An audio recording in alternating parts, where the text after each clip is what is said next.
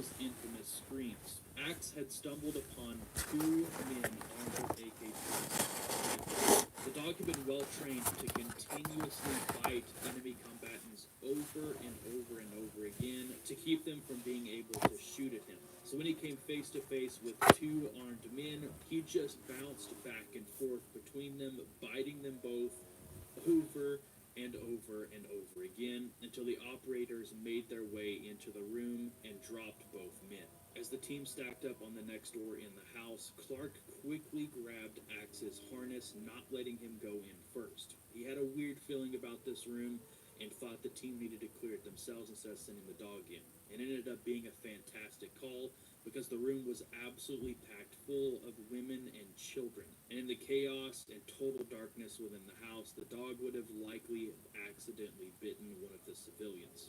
But thankfully, Clark listened to his gut, and no civilians were harmed during the raid. As the team continued to move through the compound and search for the high-value target, Axe suddenly jumped over a 3-foot wall and began attacking an armed man who was hiding under a blanket. One of the operators quickly leaned over the wall and shot the man once in the head, and the team continued moving on through the compound. The first compound was now completely cleared with no sign of the main target. The drone overhead reported that the team still had a few minutes until the hostiles from the nearby village reached their position, so they decided to make entry on the compound next door. But as they were crossing a field on their way to the next compound, Clark noticed a man standing behind a tree and sent Axe to go investigate. Axe quickly latched onto the man's arm, and the man attempted to run into the nearby compound with the dog still attached to him. But the man's screams alerted the rest of the compound to the SEAL team's position, and suddenly PKM fire erupted from the building. Clark and the team immediately dropped to the ground, searching for cover in the open field. Bullets were now flying from all directions, and Axe was stuck in the center of it all. Clark could tell that Axe had been hit. He screamed his name at the top of his lungs, and through the chaos, he could see Axe trying desperately to make his way back to the team, but only stumbling and falling down over and over again. So Clark's teammates started laying down cover fire, and Clark got to his feet and took off running through the open field under gunfire to save Axe. Miraculously, he was able to reach Axe without being hit, and he quickly picked him up and ran about 100 yards back behind a small stone wall the team had already cleared. The team's medic immediately met Clark and Axe behind the stone wall to provide medical aid. As the two operators frantically searched through the dog's fur, trying to figure out where he had been hit, they finally noticed steam coming off of his head. Clark touched the top of Axe's skull. He felt bone fragments, exposed skin, and blood. Clark radioed the rest of the team to let them know that Axe had been hit and was down for the night. Completely unfazed by the pain, Axe kept trying to pull away from Clark to get back in the fight. The medic quickly gave Axe a shot of morphine to sedate him, and the operators all dug in tight and defended their position until the evacuation helicopter arrived to take them all home. At the end of the night, the team had killed 15 enemy combatants, and 8 of those 15 were accredited to Clark and Axe. Members of Blue Squadron had openly stated that if it weren't for the actions of Clark and Axe that night, the outcome would have been vastly different. Despite Clark not being a Navy SEAL, but instead a Master-at-Arms Special Operations dog handler, Clark displayed the utmost devotion to his teammates, his working dog, Axe, the mission, and the United States Navy. During the hour-long medical flight to Kandahar, Clark began processing the situation his partner Axe was in. At the Forward Support Hospital, Axe was wheeled into the trauma bay. Almost 3 hours had passed since his critical head injury at this point. The veterinarian at the hospital comes in and shockingly looks at Axe and just tells Clark flat out, "I don't know if I can treat this. I've never seen anything like this before." And that was the first time in Clark's career he had nearly lost his composure. The veterinarian told Clark, "I can tell you Axe isn't going to survive much longer. His breathing is too rapid. Soon his organs will shut down and he won't be able to keep up with the pace." Clark knew Axe had just saved their SEAL team. He knew he had to do whatever he could to return the favor for Axe. So Clark ran back to the secluded SEAL compound on Kandahar Airfield and grabbed other Special Forces medics and Air Force pararescuemen. Clark and the medics then quickly ran back to the hospital and started doing everything they could to save Axe's life. One of the medics grabbed a long-acting bronchodilator and mixed it with oxygen and then applied the mask to Axe's face. Within a minute, Axe's breathing was normalized. The next day, Axe was back to his normal, playful self.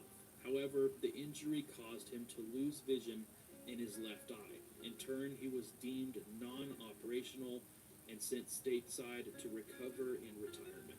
Axe would go on to be awarded the Bronze Star with Valor in addition to the Purple Heart for his heroic actions the night of December 4th, 2007.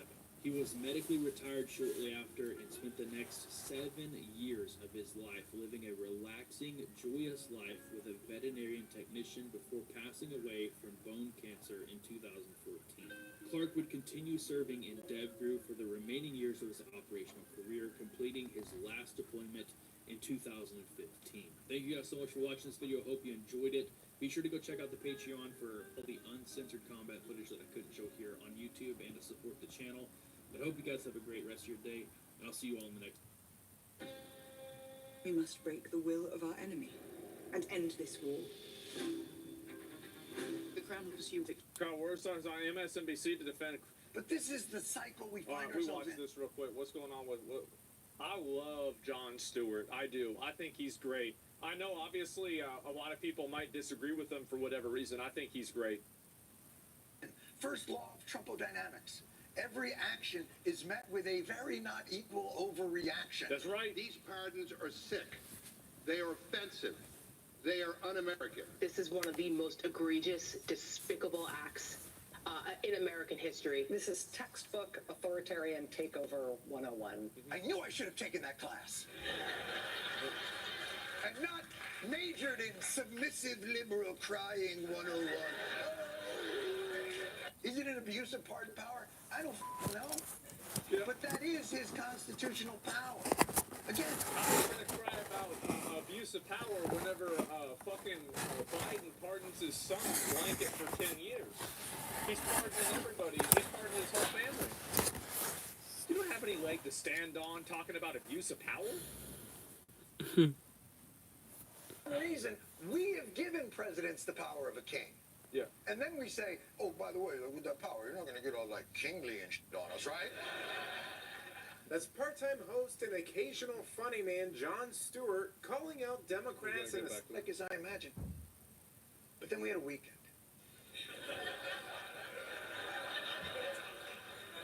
Serenity now. And we can finally catch our breath. Begin to move forward with intentionality. Friday Night Massacre. Late Friday night There it is. purge. A chilling purge. The Purge. Trump has ushered in the purge!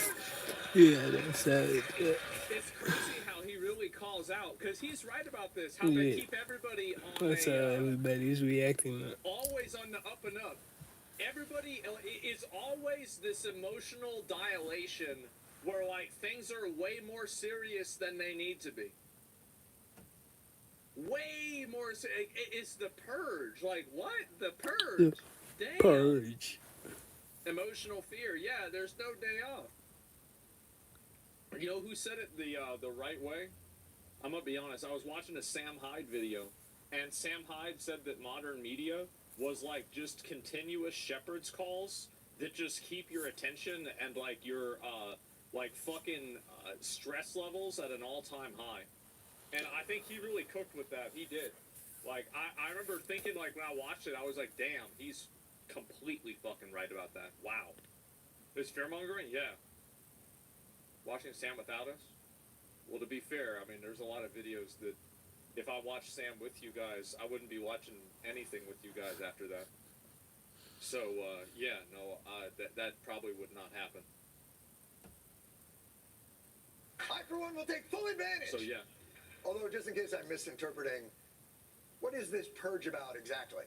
Breaking news, the mass firing of government agency watchdogs. Trump fired at least 17 inspectors general. No! He got rid of 17 inspectors general!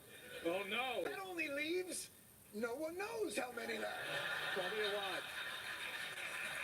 I have no idea. What Trump did violated the law. He can't just fire these people.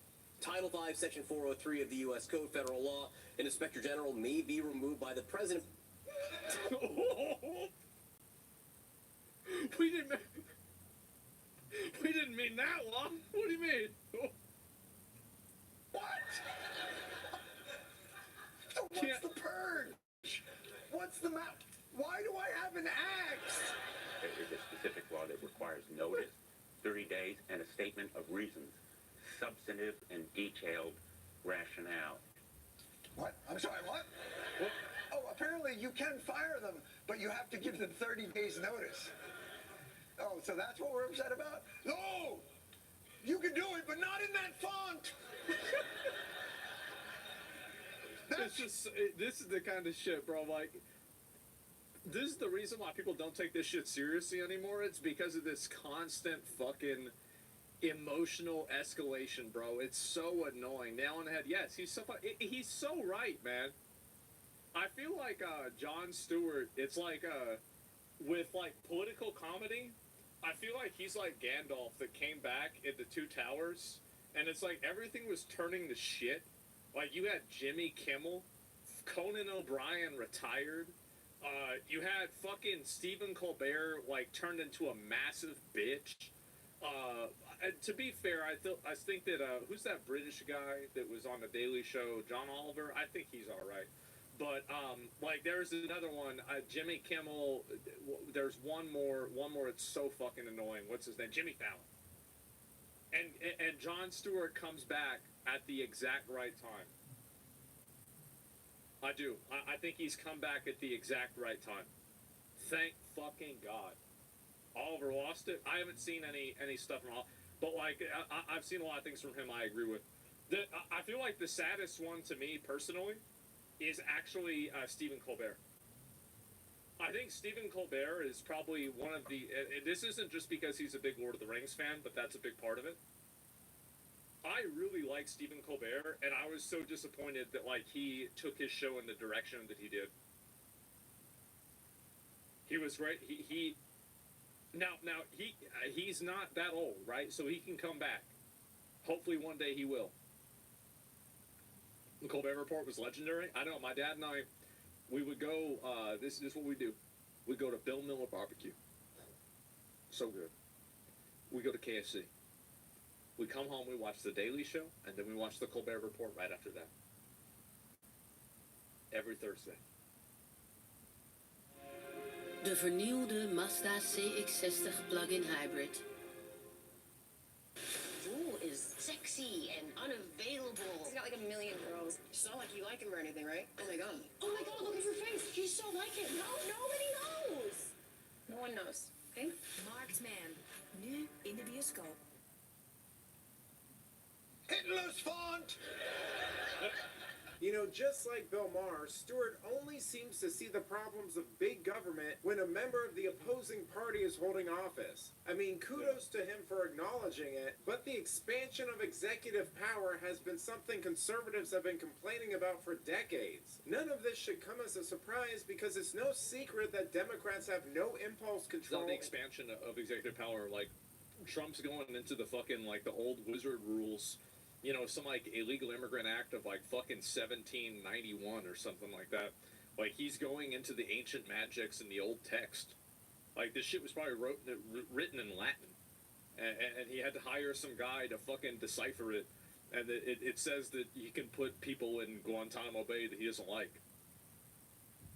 And can't delay gratification. I mean, this wouldn't be the first time that they've done something for short-term gain that later bit them in the butt when Republicans took power and wielded it against them. Look, we are facing a deluge of these executive actions, and certainly we must be prepared for those most vulnerable to the consequences of these actions. Yes. But Won't somebody think of the overpaid government employees that are making a six-figure salary for doing nothing, that are working remotely? Won't somebody think of them? all fascist. Won't somebody think about the illegal alien pedophile criminals that are living on government aid. What about them? Argument has become almost a reflex for the left. Donald Trump promised to be a dictator on day one, and he's carried that forward through the entire week. 5 days into this administration, the abuse is already rampant. On a fascism scale of 1 to 10, with 10 being peak fascism, how would you rate Trump's first week? Peak fascism? I'm so sorry, guys, that people my age have begun taking positions in mainstream media. Like, the damage that millennials have done to the culture cannot be understated. This is, like, my generation is the most bitch-made, crying, annoying, unfunny, lazy, boring generation of people that I think we might have ever had. And they're pathetic, too. These are the people that, somebody rings the doorbell, these people have to go lie in the bathtub like it's a fucking hurricane. I hate these fucking people, man. I had to go to school with them because they were my age. Bunch of fucking losers. Yo.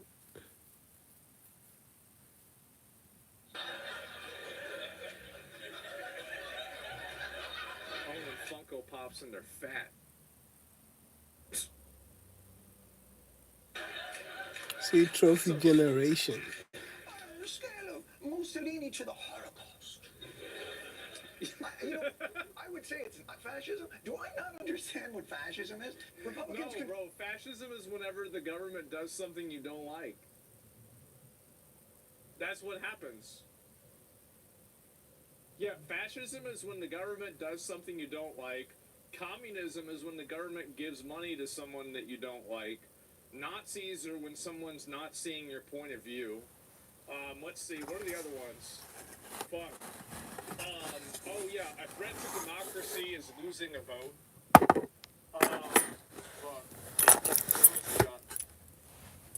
A dictator is whenever you do what's in what's in the power of the presidency. Yeah, there we go.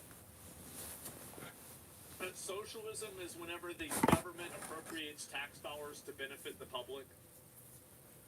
A racist is whenever somebody is a different race than you. The patriarchy, yeah. Like, we can keep going. Patriarchy is whenever your dad didn't give you enough attention. control the House, the Senate, the executive, and the judiciary. And just about every move that has been made till this point, we have granted them electorally. It's our fault. And the constant it's just our fault. And the constant drumbeat of encroaching fascism will erode the credibility we will need if, hopefully, It's really funny that he's saying the same. No, I'm not going to say that I said this. I'm going to say it. I see. I've been saying this so long, and see now he's saying it. See this. I told you I like this guy a lot. He's right about fucking so much shit, man. But yeah, exactly. He's been saying. Stuart's been saying this forever. I know, but honestly, I probably started saying this because I watched him as a kid, and he said it back then. If and not when it hits. But the truth is that for now, his most objectionable actions have taken place almost entirely within our designed democratic system. There was no authoritarian end run, no royal edicts. This happened to us as designed. I've got to admit that it is a little funny how the party that claimed to love and protect democracy can't seem to handle the system working as intended. I mean, it's just like Stuart pointed out. Despite all their hysterics about Trump being a threat to democracy, it was their beloved system that got him elected. You want to know what the strongest argument against Democrats was? Is the supercut of Pete Hegseth listening to those 9 women screeching at him all at the same time.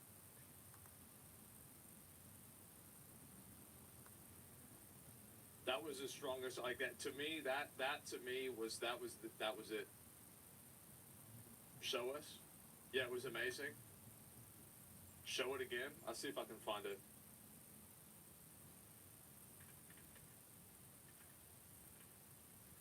Fluimuciel breekt het slijm af en helpt zo de luchtwegen weer vrij te maken. Fluimuciel voor vastzittende hoest. Bij NTI studeer je slimmer. Perfect afgestemd op jouw leven.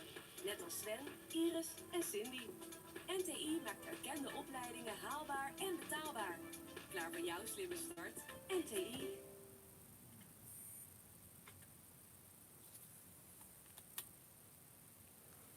I don't know if I can find the video, guys. I really apologize.